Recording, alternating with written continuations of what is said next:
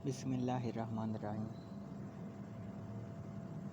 تو جس طرح ہم نے محبت کے 40 اصول پڑھنا شروع کیا تھا تو 5 ہم نے پڑھ لیے ہیں اور اسی طرح سے 5 کر کے ہم اس کو مکمل کریں گے۔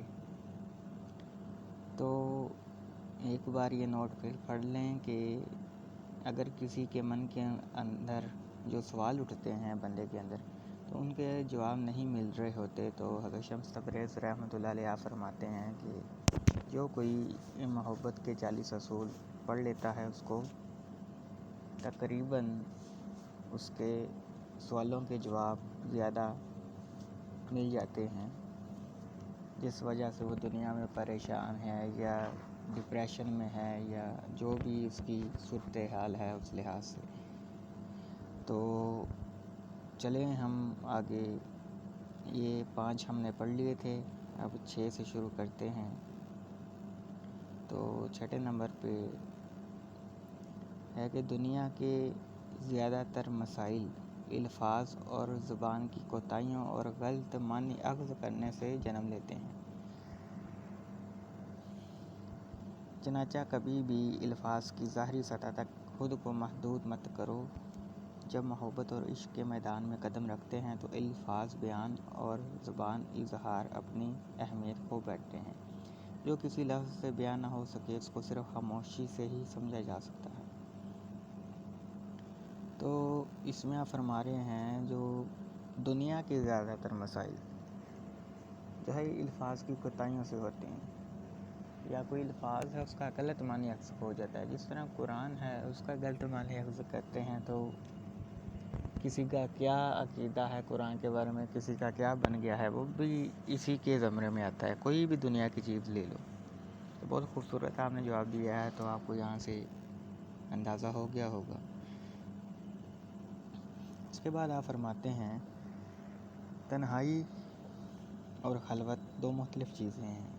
جب ہم تنہا اور اکیلے ہوتے ہیں تو اس غلط فہمی میں مبتلا ہو جانا بہت آسان ہو جاتا ہے کہ ہم سیدھے راستے پر ہیں، لیکن خلوت یہی ہے کہ آدمی تنہا ہوتے ہوئے بھی تنہا نہ ہو۔ بہتر ہے کہ ہماری تنہائی کسی ایسے شخص کے قدم سے آباد ہو جو ہمارے لیے ایک بہترین آئینے کی حیثیت رکھتا ہو۔ یاد رکھو کہ صرف کسی دوسرے انسان کے دل میں ہی تم اپنا درست عکس دیکھ سکتے ہو، اور تمہاری شخصیت میں خدا کے جس مخصوص جلوے کا ظہور ہو رہا ہے وہ صرف کسی دوسرے انسان کے آئینہ قلب میں تمہیں دکھائی دے گا۔ تو یہاں پہ آپ فرما رہے ہیں کہ تنہائی اور خلوت 2 الگ چیزیں ہیں۔ کچھ بندے اکیلے ہوتے ہوئے سمجھتے ہیں کہ ہم سیدھے راستے پہ ہیں، ان کی آپ اصلاح فرما رہے ہیں۔ ساتھ فرما رہے ہیں کہ کسی ایسے شخص کے ساتھ، یعنی وہ انڈائریکٹلی اشارہ کر رہے ہیں اللہ تعالیٰ کی ذات پاک کے ساتھ اور نبی کریم صلی اللہ علیہ وسلم کے ساتھ۔ ایسا ہونا چاہیے، لیڈر آپ کا ایک ایسا یا کوئی اللہ والا ہونا چاہیے، اللہ کا دوست۔ 8ویں نمبر پہ آپ رحمۃ اللہ علیہ فرماتے ہیں زندگی میں کچھ بھی ہو جائے، زندگی کتنی ہی دشوار کیوں نہ لگنے لگے، مایوس کبھی مت ہونا۔ یقین رکھو کہ جب ہر دروازہ بند ہو جائے تب بھی خدا بندے کریم اپنے بندے کے لیے کوئی نہ کوئی نئی راہ ضرور کھول دیتا ہے۔ ہر حال میں شکر کرو۔ جب سب کچھ اچھا جا رہا ہو اس وقت شکر کرنا بہت آسان ہے، لیکن ایک صوفی نہ صرف ان باتوں پر شکر گزار ہوتا ہے جن میں اس کے ساتھ عطا اور بخشش کا معاملہ گزرے، بلکہ ان تمام باتوں پر بھی شکر ادا کرتا ہے جن سے اسے محروم رکھا گیا، عطا ہو یا منع، ہر حال میں شکر۔ یعنی صوفی سے مراد اللہ والا، اللہ کا دوست، جو اللہ کو پہ رکھتا ہے، نبی کریم صلی اللہ علیہ وسلم کی سنت اور ان کی محبت کو پہلے نمبر پہ جو رکھتا ہے اور عمل کرتا ہے، وہ جب خوش ہوتا ہے تب بھی وہ اللہ کو یاد رکھتا ہے اور اس کے جو فرمایا ہے اللہ تعالیٰ نے اس پہ عمل کرتا ہے۔ جب وہ تکلیف میں ہوتا ہے پھر بھی وہ عمل میں رہتا ہے، صراط مستقیم میں قائم رہتا ہے۔ تو اس کے بعد 9ویں نمبر پہ محبت کے 9ویں اصول میں فرماتے ہیں، صبر اس بات کا نام نہیں ہے کہ انسان ازوئے معطل ہو کر بے بسی کے ہاتھوں برداشت کے عمل سے گزرتا رہے، بلکہ صبر کا مطلب یہ ہے کہ انسان اتنا درو اندیش اور وسیع نگاہ کا حامل ہو کہ معاملات کے انجام پر نظر رکھتے ہوئے رب پر بھروسہ رکھے۔ صبر کیا ہے؟ صبر یہ ہے کہ جب تم کانٹے کو دیکھو تو تمہیں پھول بھی دکھائی دے، جب رات کے گپ اندھیرے پر نظر پڑے تو اس میں صبح صادق کا اجالا بھی دکھائی دے۔ بے صبری یہ ہے کہ انسان اتنا کوتاہ بین اور کم نظر ہو کہ معاملہ کے انجام پر نظر ڈالنے سے قاصر رہ جائے۔ عاشقان الہی صبر کا دامن کبھی ہاتھ سے نہیں چھوڑتے، کیونکہ وہ اچھی طرح جانتے ہیں کہ پہلی کے باریک چاند کو مائع کامل میں تبدیل ہونے کے لیے کچھ وقت ضرور گزارنا پڑتا۔ تو اس میں آپ صبر کے بارے میں، صبر کی جو ہے حقیقت بتا رہے تھے کہ اصل میں صبر جو ہے کیا ہے۔